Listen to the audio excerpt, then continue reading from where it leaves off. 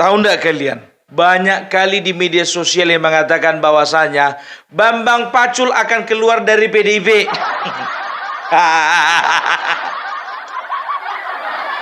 Pung, itu betul-betulan atau tidak, Pung? Bisa iya, bisa tidak. Tapi kalau aku harapannya sih iya. Ngapain lagi di situ, bos? Udah nggak lagi tepak Korea-Korea di situ. Toh juga bukannya bilang apa. Udah banyak orang, ya baik itu kader PDIP, buzzer seperti Denny Siregar mengatakan apa? Kalau dibiarkan terus-menerus, PDIP bisa hancur di kandang sendiri. Makanya menurut saya, ini kata Denny Siregar ya. Denny Siregar bilang, maka oleh karena itu saya mengatakan bahwasanya Bambang Pacul seharusnya mundur. Itu jiwa kesatria, bukan Korea-Korea. Seruput dulu. Kalau dia minum kopi, aku air putih. Ya, coba bayangkan kalian. Denny Siregar mengungkapkan sebuah pernyataan seperti itu. Yakin tidak kalian itu perkataan dari dirinya sendiri? Ada nggak kira-kira orang yang yang nitip pesan sama dia? Ada. Antara dua, bisa dari dirinya sendiri, bisa juga pesanan. Siapa yang nggak kenal dengan Denny Siregar? Itu dia. Kan kami sama-sama buzzer. Kata orang sana. Orang selalu mengatakan ini siapa? Buzzer Mulyono. Banyak kali biar tahu kalian maki-makian yang kuterima. Yang dibilanglah kau ternak Mulyono katanya. Baby gendut. Never mind. It's okay. Karena gue tengok kebanyakan akun-akun nggak jelas itu.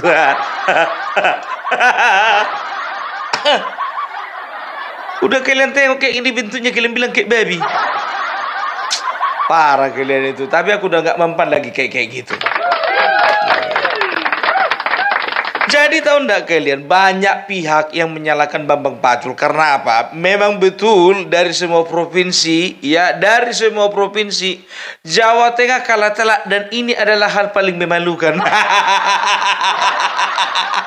Jangankan mereka yang mengalaminya, sedangkan aku yang mendengarkan beritanya pun malu. Kalau misalnya kemenangannya Ahmad Lutfi terhadap Andika Perkasa, katakanlah 5-1 ya untuk Lutfi, 49 Andika Perkasa, masih wajar. Masih ada yang dibanggakan. Ini telak 57% lawan 43. Nggak tahu berkembang sampai sekarang 58% lawan 42. Kurasa ini kalau misalnya menunggu penghasilan cepat, nanti pleno tanggal 16 baru ketahuan.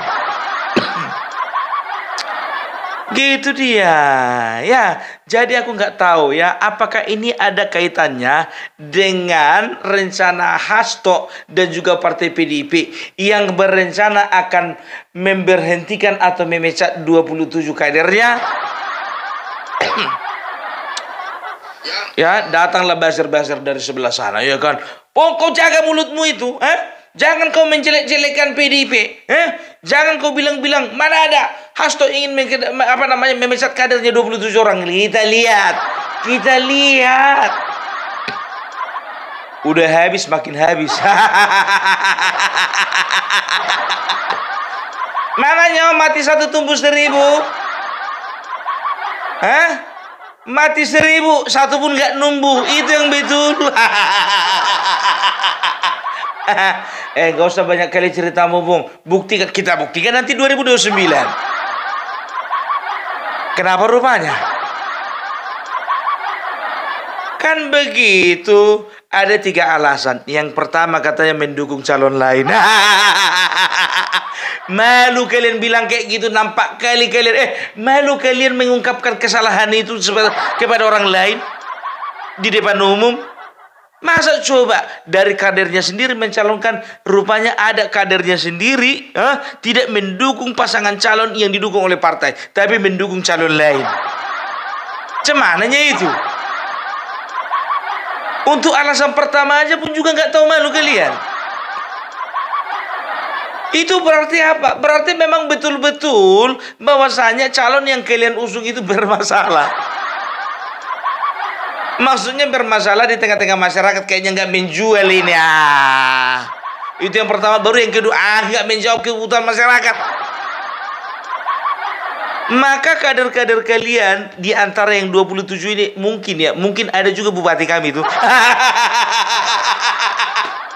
Karena di Kabupaten Tobasa sendiri, biar tahu kalian, calon bupati yang diusung PDIP, ya, dia itu ketika kemarin pemilihan gubernur tidak memilih Edi Rahmayadi diusung PDIP, tapi mendukung Bobi.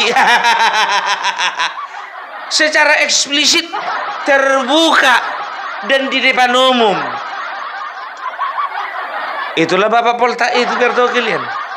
Kurasa masuk list itu. Yakin? Serius mau mecat 27 orang itu? Idage kalah apa? Ku bilang ini jujur aja lo, ku bilang ya. Justru ketika ya kalian melihat ada potensi perlawanan ada potensi perlawanan atau pembangkangan dari kader-kader kalian. Justru di situ kalian harus memperkuat konsolidasi kalian. Coba duduk bersama, apa yang menjadi masalah, apa latar belakangnya, kan begitu. Jangan ini begitu nggak cocok pecat, begitu nggak cocok pecat, kan begitu. Ya jangan kerasa gerusu lah. Masa kalian, pun kalian ngomong nggak kalian dengarkan. Baru yang kedua alasannya apa? Yang kedua alasannya katanya ada bermain di dua kaki. Kita manusia bro, kakinya dua. Mungkinlah ini juga yang dikatakan, yang dimaksudnya ini Bambang Pacul. Ya karena gini loh, bukannya bilang apa, banyak pendukung-pendukung PDIP garis keras mengatakan bahwasanya Bambang Pacul itu main di dua kaki. Satu kakinya di PDIP, satu lagi dia itu berpihak kepada Jokowi. Sekarang begini, ia bedakan mana politik mana perasaan. Kalau namanya politik, bisa saja yang namanya Bambang Pacul, dia akan cor-coran melawan lawan politiknya, kan begitu. Dia akan melawan calon kepala daerah yang diusung oleh lawan politiknya, kan begitu, ya. Tapi di lain sisi, yang namanya hubungan antara Bambang Pacul dengan Bapak Joko Widodo, kita nggak tahu sedekat apa mereka, ya kan? Itu dia, coba, ya. Udah berapa orang ini pecat? Udah nggak bisa kuhitung. Tapi sebanyak-banyaknya orang yang dipecat, lebih banyak yang mengundurkan diri.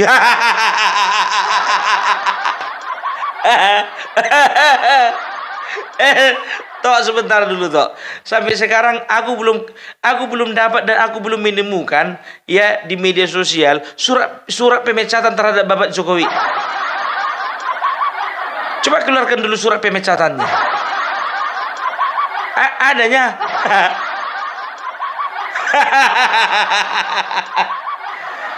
Seperti Effendi Simbolon, biar tahu kalian ya. Sekarang begini, Effendi Simbolon ini kalau berpikiran bersih. Effendi Simbolon dia itu bisa dikatakan mungkin lebih cocok mengarahkan dukungan ke Ridwan Kamil. Kita nggak tahu ada masalah apa di dalam internal partai PDIP. Kita nggak tahu juga alasannya kenapa dia nggak cocok mendukung Pramono Anung. Kan begitu. Sekarang begini, di Jakarta kemungkinan besar, ini masih kemungkinan kemungkinan besar Pramono Anung menang. Gitu. Kenapa rupanya? Masalahnya di mana?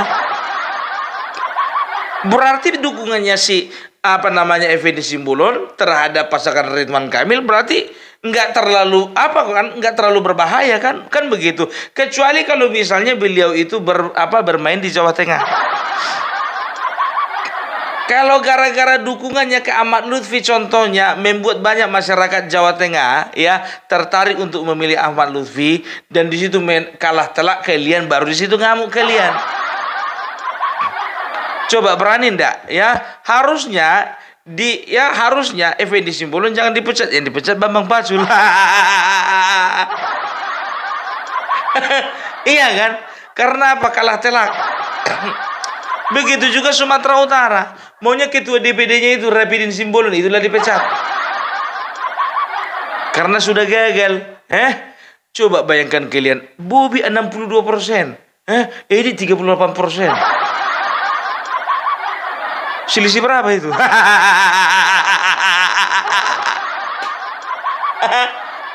Jauh kan? Jauh lah. Makanya aku bilang, itu harusnya jadi begini loh. Jadi perhatikan dulu mana calon-calon, mana kader-kader yang betul bermasalah, itulah dipecat. Jangan kalau dia berprestasi contohnya, ya kan. Kalau misalnya melakukan pembangkaman, duduk bersama lah. Jangan sosok disiplin habis kalian. Ya kan? Maunya sama Effendi Simbolon dia nggak usah marah. Yang marah itu sama Bambang Pacul. Karena apa? Ternyata dukungan Effendi Simbolon sama Ridwan Kamil nggak berpengaruh sama perolehan suara di Jakarta untuk Pramono Anung. Itu dia ya. Tapi memang bukannya bilang apa, unsur sakit hatinya orang ini kan karena Effendi Simbolon bertemu sama Jokowi. Ya sama Mega jarang-jarang foto-foto, ini sama Jokowi langsung foto-foto mesra. Apa nggak panas ketua umum? Effendi Simbolon wah, orang lama itu. Ya, itu dia. Maunya jujur aja aku bilang, ini aku minta keadilan sama kalian. Ya terserah kalian mau menjalankan atau enggak. Kalau sempat memang betul-betul Bambang Pacul, Denny Siregar bilang dulu sama DPD, ketua DPD Sumatera Utara supaya juga dipecat. Bilang sama dia, kau mundur juga kau, karena di Sumatera Utara lebih telak kalahnya PDIP dibandingkan Jawa Tengah. Ayo dong, speak up dong. Speak up dong, let's go, let's go. Jangan Bambang Pacul aja yang kau serang. Apakah Bambang Pacul itu karena dekat dengan Puan Maharani?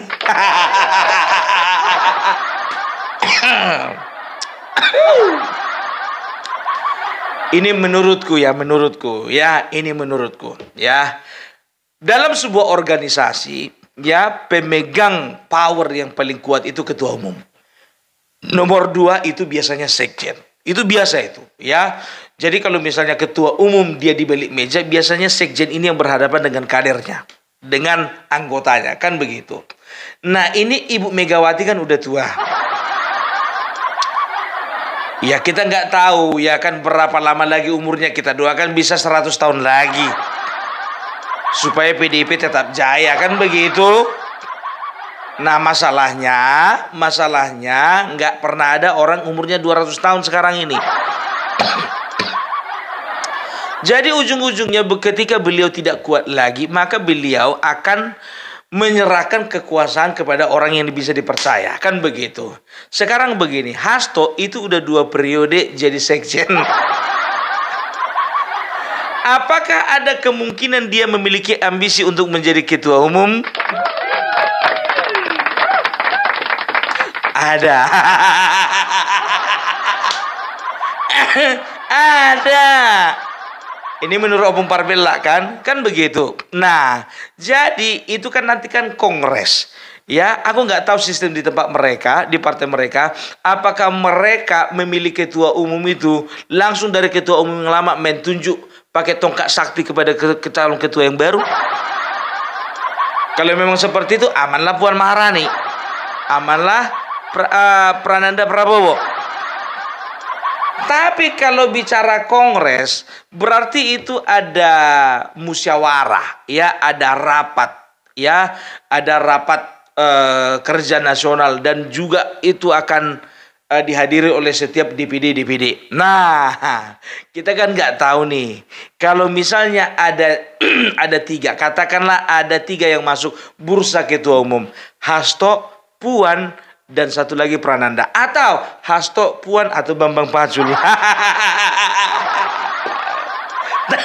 Tapi kayaknya Bambang Pacul jauh lah. Jujur ku bilang, kalau itu abdi dalam itu nggak akan pernah mau merebut singgasana seorang ratu, nggak mau itu. Iya kan? Tapi ya, kalau misalnya ya dilumpuhkan beberapa orang yang berpotensi ya untuk memberikan suara kepada salah satu saingan atau dua-dua saingan, nah aku rasa itulah misinya. Dimulai dari Bambang Pacul, karena Bambang Pacul orang dekat Puan Maharani. Kan begitu ya, katakanlah nanti pemilihan itu yang masuk bursa pemilihan cuma 2. Ya, katakanlah sedikit-dikitnya 2. Nggak mungkin cuma 1 dong. Namanya pemilihan harus ada yang dipilih. Iya kan? Hasto dan juga Puan. Otomatis dia akan melihat ya kemungkinan mana-mana ketua DPD yang berpihak sama dia dan berpihak pada Puan. Nah, mulailah sekarang dia akan mencari kambing hitam ya untuk ketua-ketua DPD ya yang kira-kira berpeluang untuk mendukung Puan nantinya. Diperalatlah kata-kata gagal untuk mempertahankan kemenangan.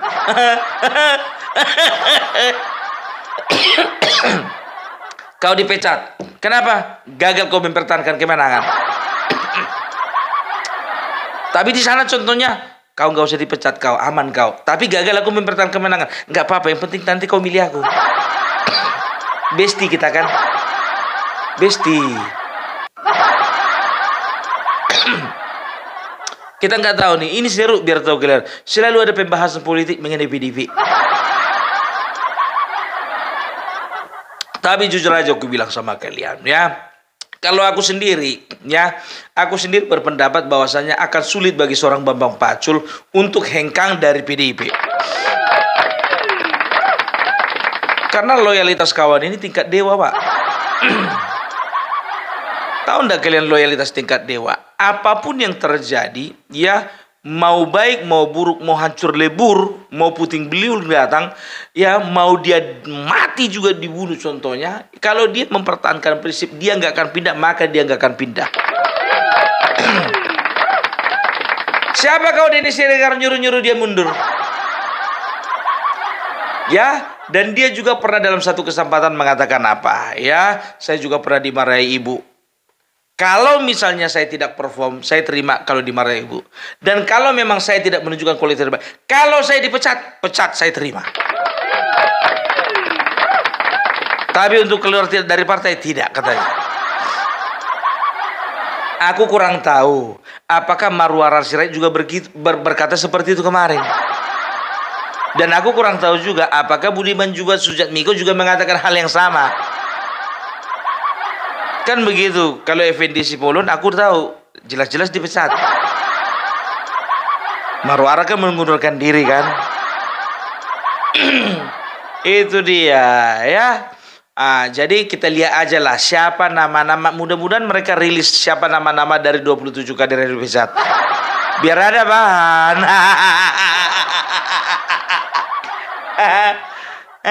Tak ganjel tak. Itu dia ya, nyanyi dong kalian, mari bung rebut kembali gitu. Bisa nggak ya 2029 Jawa Tengah dan Sumatera Utara, bisa nggak ya? Jadi tahu nggak kalian, orang ini berusaha menghibur diri. Dia katakan apa tadi? Ya, walaupun kita kalah di dua tempat oleh karena ada pergerakan massa dan juga ada kecurangan ya, tapi kita optimis. Karena apa? Karena saya melihat ada persemaian-persemaian. Walaupun Jawa Tengah kalah ya gubernur, tapi saya lihat di daerah ada persemaian-persemaian. Dengan kekuatan rakyat Butimau. Emang ya bang. Dengan kekuatan rakyat, dengan dukungan rakyat yang begitu kuat. Kuat kau bilang. Kok bisa KO? Kan begitu ya. Kita melihat bahwasanya di kabupaten kota kita mengalami peningkatan dari yang kemarin. Sekarang pertanyaan begini.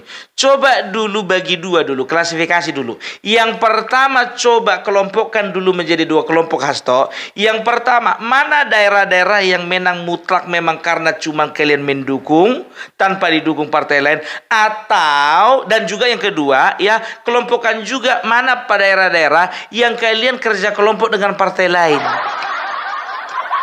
Jangan sombong kau.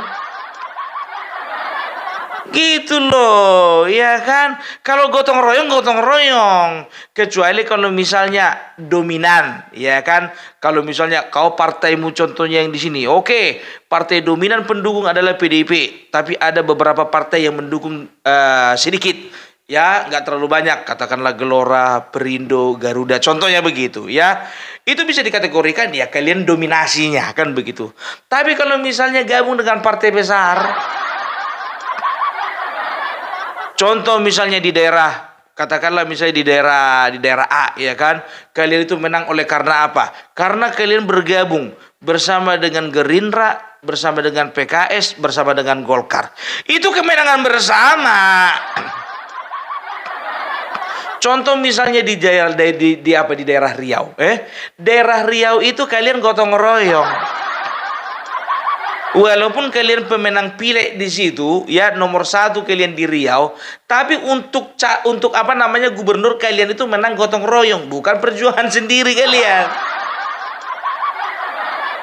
Dan juga banyak daerah, ya calon bupatinya dari partai lain, wakilnya ya dari kalian. Terus PD kalian, kami itu. Ngaca woi, ngaca. Nggak begitu menghibur diri nih ya. Ya, bikin dulu listnya. Kalau ku bikin listnya biar tahu kalian, jujur aja, dapat itu.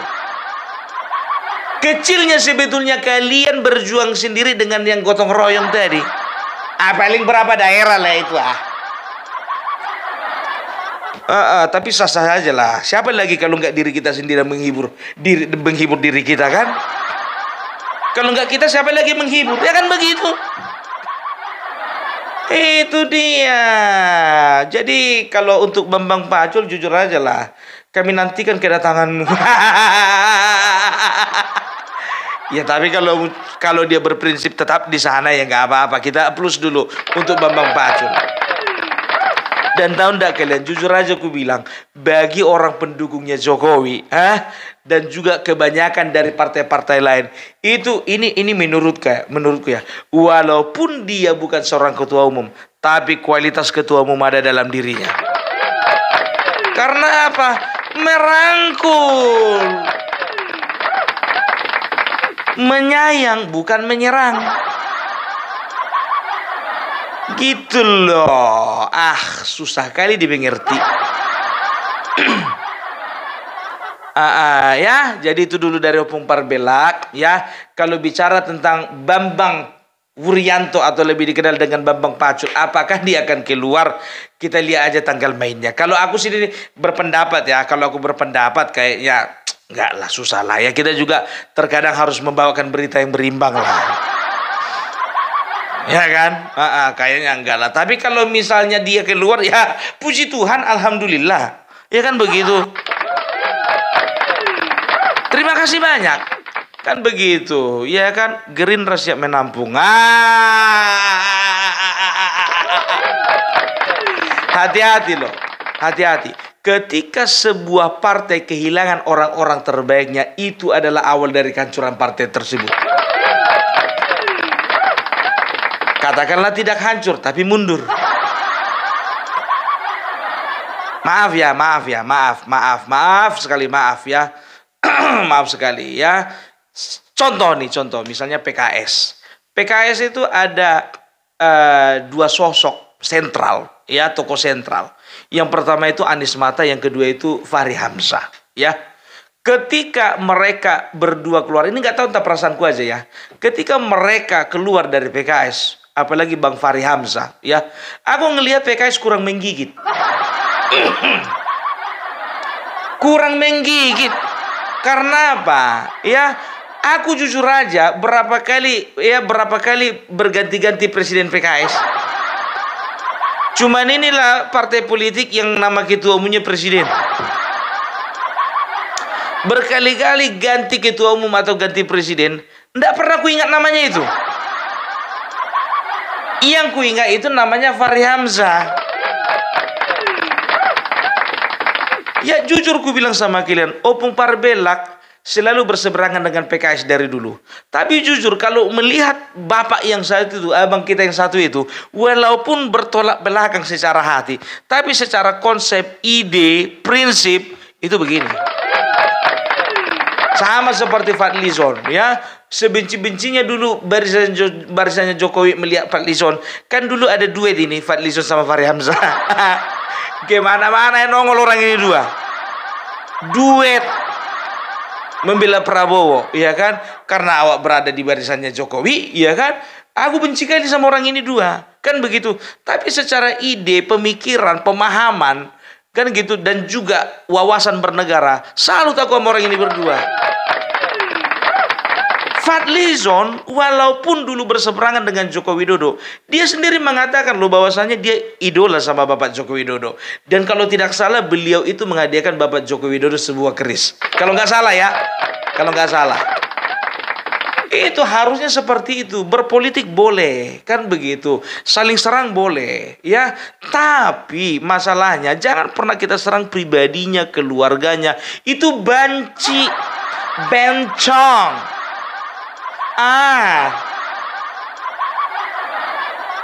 Udah keluar masa laluku jadinya. Jadi malu aku. Opung Parbelak itunya aslimu beberapa tahun yang lalu? Enggak juga sih. Ya, itu dia. Oke. Jadi itu dulu dari Opung Parbelak. Salam NKRI, NKRI harga mati.